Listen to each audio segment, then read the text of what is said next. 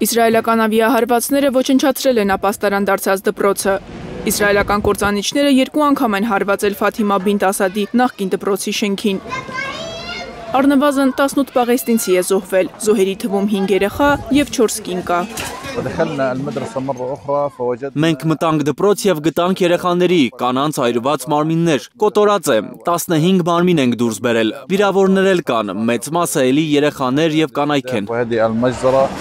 Ռմբակոծությունից հետո իսրայելական բանակը հրահանգել է անմիջապես լքել տարածքը, թույլ չտալով հարազատներին փրկել վիրավորներին։ Երբ փորձեցինք փրկել դեռևս ողջ մնացածներին, Իսրայելի բանակից անհապաղ տարհանման հրահանգ ստացանք, ստիպված եղանք թողնել ողջ մնացածներին և փախչել։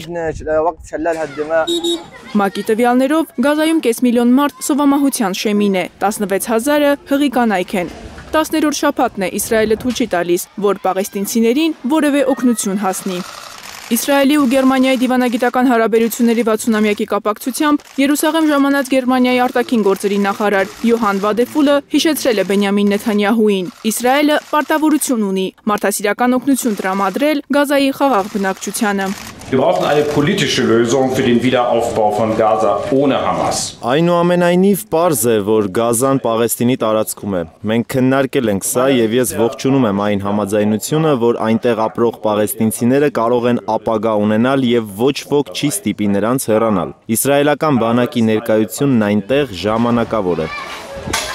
Կիրակի երեկոյան Իսրայելի վարչապետ Բենյամին Նեթանյահուն նորից է հայտարարել. իր բանակը շարունակում է հարվածել Գազայի տարածքին, բայց միայն Համասին սանձահարելու համար։